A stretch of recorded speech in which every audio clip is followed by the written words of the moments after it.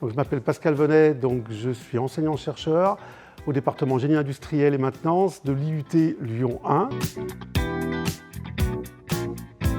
Donc depuis longtemps, depuis 1994, j'enseigne donc le génie électrique en fait, mais je suis enseignant-chercheur. C'est une des particularités d'ailleurs de l'IUT, c'est qu'on a des enseignants classiques, des enseignants-chercheurs, et puis des professionnels, des intervenants professionnels.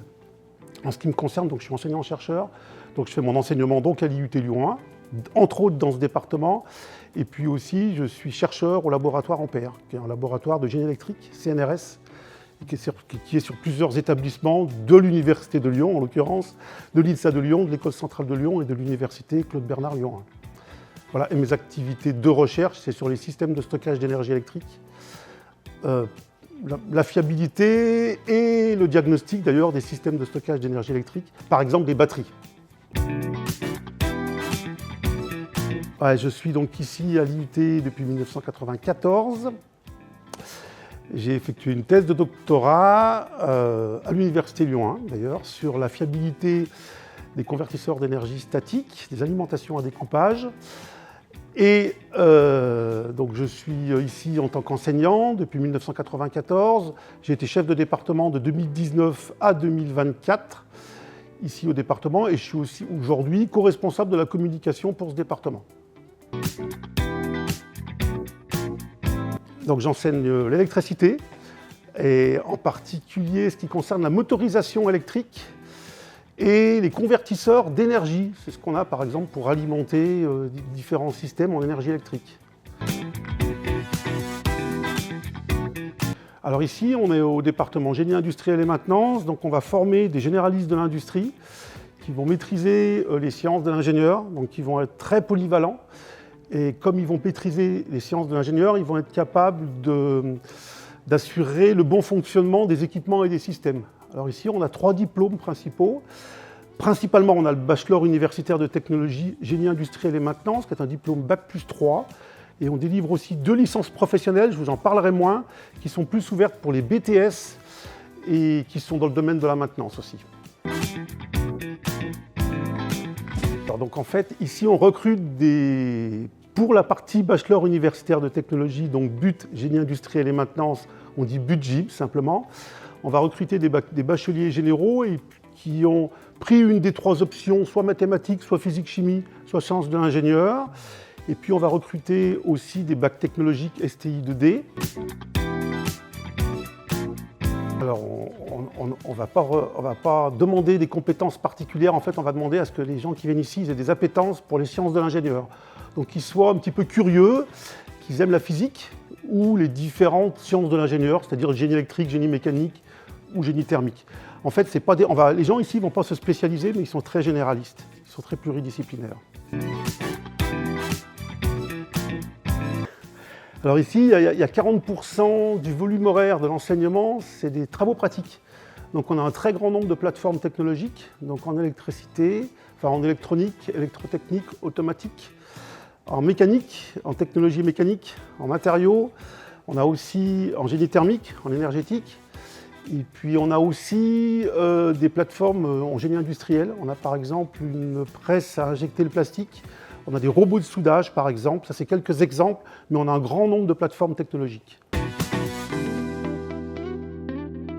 je peux vous parler d'un projet. Donc en fait ici on a un projet qui nous tient à cœur qui s'appelle... C'est un concours en fait qui s'appelle GIMEOL, où tous les départements GIM de France, il y en a une vingtaine, se retrouvent chaque année et le but c'est de construire une éolienne. Donc une éolienne c'est joli parce que c'est un système pluritechnique. Dedans il y a du génie électrique, il y a du génie mécanique, il y a de la mécanique des fluides. Et donc nos étudiants doivent construire une éolienne et donc cette année on s'est inscrit, ça aura lieu à Strasbourg. C'est nos étudiants de première année qui vont y aller, donc Bac+1. Et l'idée c'est de fabriquer une éolienne en 24 heures. Donc ils sont en concurrence avec tous les autres départements génie industriel et maintenance de France. Et l'éolienne, donc c'est vraiment un système qui est pluritechnique et qui représente bien notre département.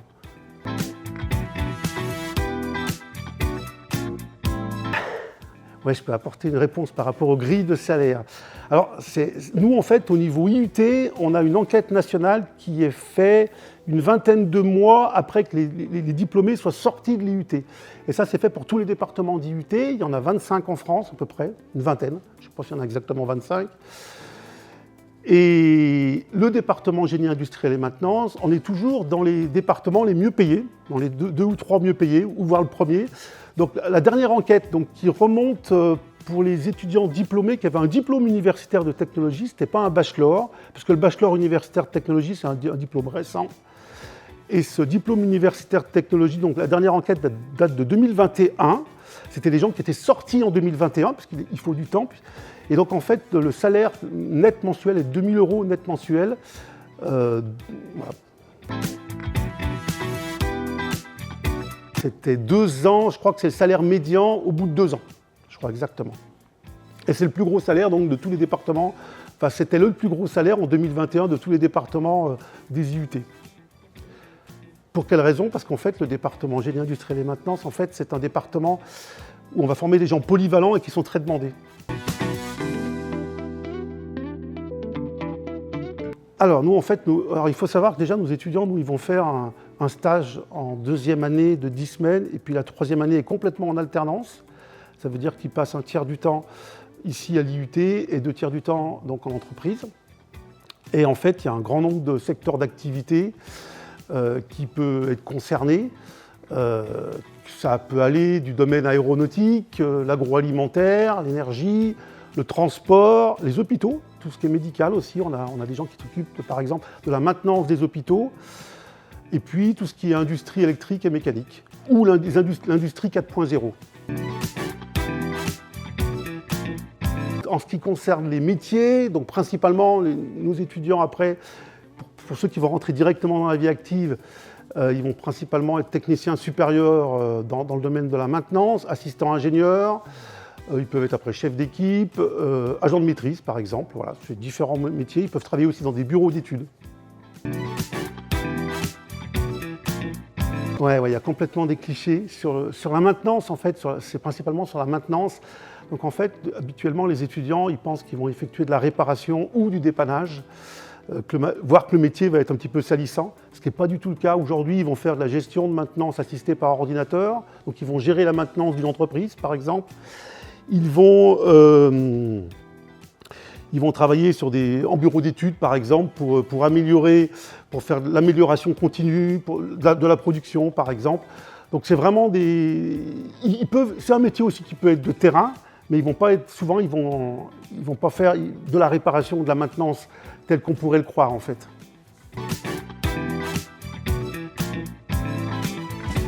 Alors dans le domaine de la maintenance, l'IA, c'est assez utilisé.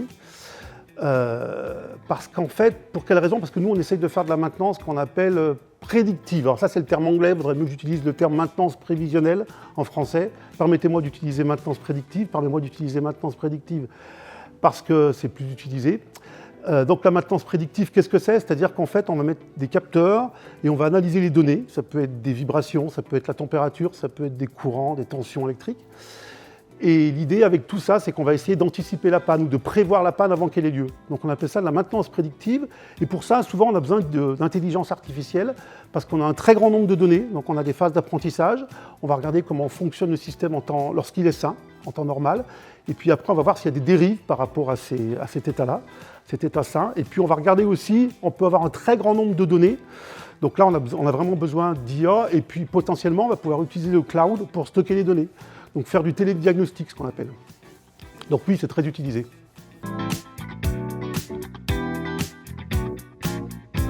Nous, on appelle ça les TEDS. Donc on travaille beaucoup donc, sur les enjeux liés à la transition écologique et au développement soutenable. On a une centaine d'heures ici à la formation qui ont été identifiées, qui sont liées donc, à ces enjeux-là. Alors naturellement, dans le domaine de la maintenance, on le comprend complètement parce que nous, on va allonger la durée de vie des produits. Donc ça va éviter qu'ils soient recyclés trop vite. Et puis, par exemple, on va pouvoir les utiliser lors d'une deuxième vie. Alors, en ce qui me concerne, justement, je vais vous parler ici de la seconde vie des produits. En fait, par exemple, j'en parle des fois à mes étudiants, moi je travaille sur des batteries seconde vie, par exemple, donc les batteries qui sont issues d'un véhicule électrique, qu'on va exploiter après dans une application qui est moins sollicitante que dans des véhicules électriques, par exemple dans une application stationnaire. Et en fait, l'idée, c'est que dans 10 ans, je pense qu'il faudra qu'on fasse des produits qui soient le plus possible réparables dès la conception. Donc on va étudier ça, avec des matériaux qui soient éco-responsables aussi, ça me semble important. Et puis donc potentiellement réutiliser donc, les composants ou les systèmes pour une deuxième vie. Ben justement, moi je crois que dans le domaine de la maintenance, c'est un secteur qui est sous tension aujourd'hui. C'est difficile d'avoir quelqu'un qui soit polyvalent. Donc en fait, nous on a besoin de gens polyvalents, puisqu'en fait les systèmes aujourd'hui sont naturellement pluritechniques. Il n'y a plus que du génie électrique, que du génie mécanique ou que du génie thermique. Donc en fait, nos étudiants, ils sont très polyvalents et ils sont très demandés à cause de ça. Et c'est un métier qui est prometteur, puisqu'on aura toujours besoin de réparer ou de prolonger la durée de vie des systèmes en faisant de la maintenance prédictive, par exemple.